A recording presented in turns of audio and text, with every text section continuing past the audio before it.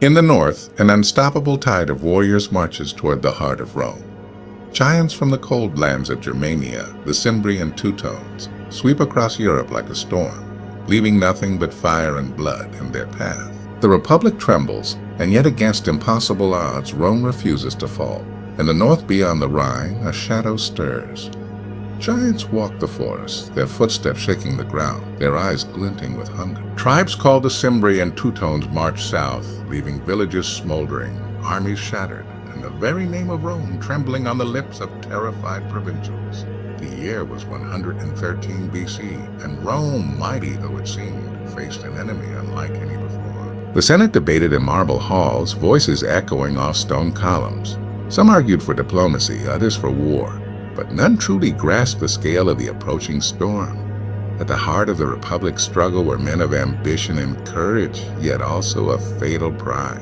Consuls Gaius Popilius Linas and Quintus Servilius Scipio commanded Rome's armies, but their rivalry ran deeper than the threat of the barbarians.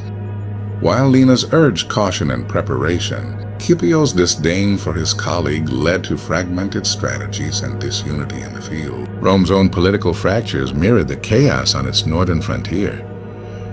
Meanwhile, beyond the Alps, the Cimbri and Teutones advanced like a tide of ice and steel.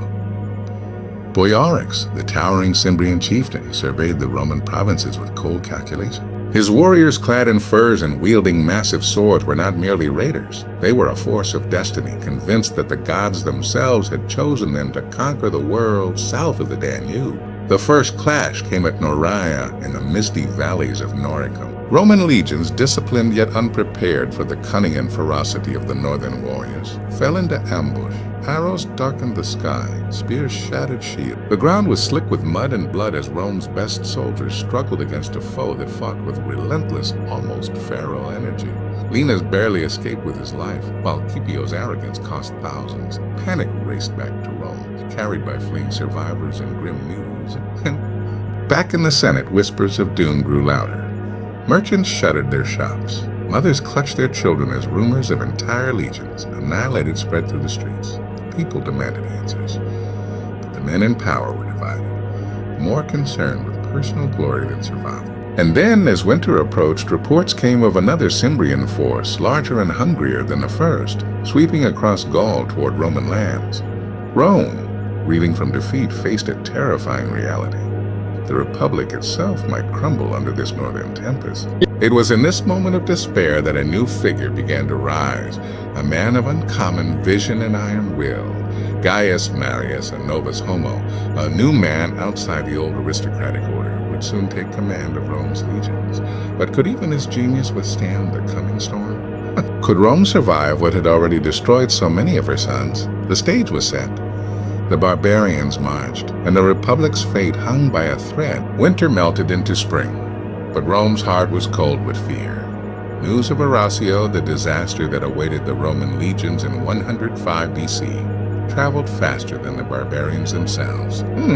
Over 80,000 Roman soldiers would fall, a staggering loss that shook the Republic to its foundation. In the Senate, chaos reigned. Senators argued bitterly, their words sharp as gladioli. "We cannot let these northern savages cross our borders," shouted one patrician, banging his fist on the marble table. "And yet, our generals squabble like children," another replied, voice dripping with contempt. Scipio refuses to coordinate with Linas, and both are blind to the true threat.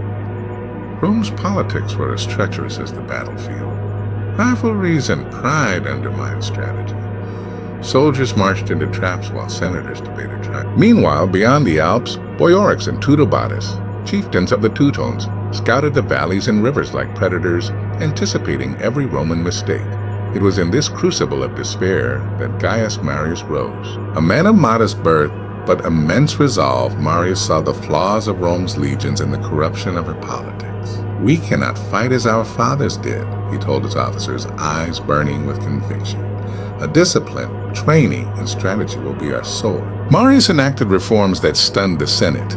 Soldiers were recruited from the landless poor, men who had nothing to lose but everything to gain. They were drilled relentlessly, taught to fight not as a rigid bloc, but as flexible units, capable of adapting to the chaos of barbarian warfare. Shields clanged against shields and training fields slick with mud. Arrows struck strong targets with deadly precision. The roar of soldiers, the pounding of feet, and the sting of steel in practice forged a new Roman army. Yet Marius knew that even disciplined legions could falter against numbers like the Cimbris. He studied the enemy, learning their strengths and weaknesses. Ambushes, terrain, and deception became his weapon. "We will fight them not only with swords," he said to his generals, "but with wit, cunning, with patience." And then the Cimbri struck. At Arausio, Roman forces under Scipio and Servilius marched separately, arrogant and uncoordinated.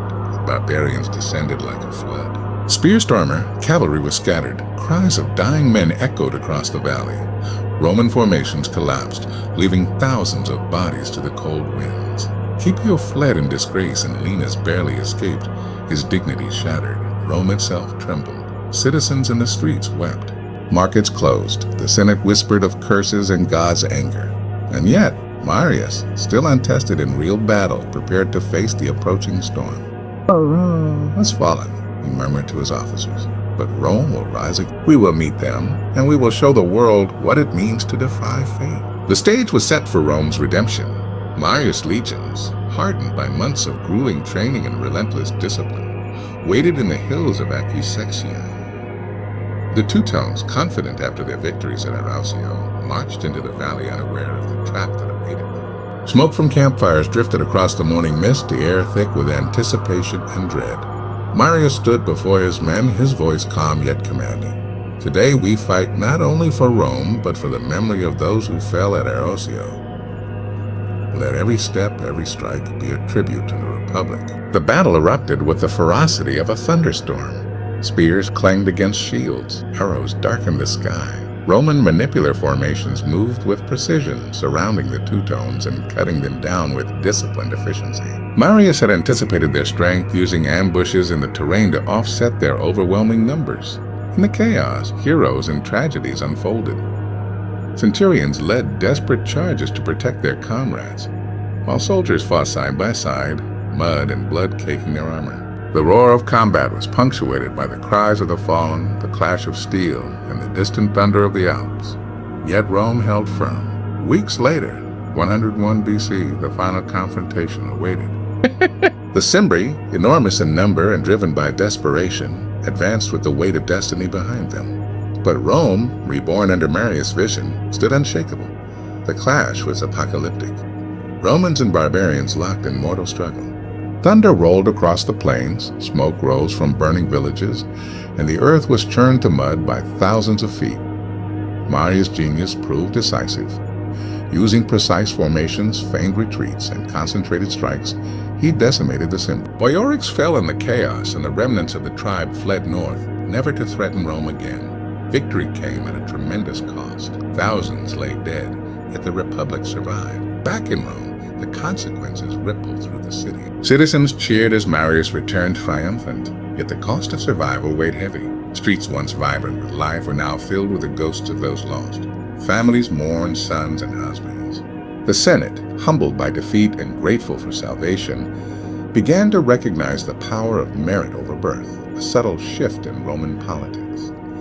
Marius himself stood in the forum, reflecting on the journey. He had saved the Republic, yet he knew the struggles of ambition, corruption, and civil unrest were far from over.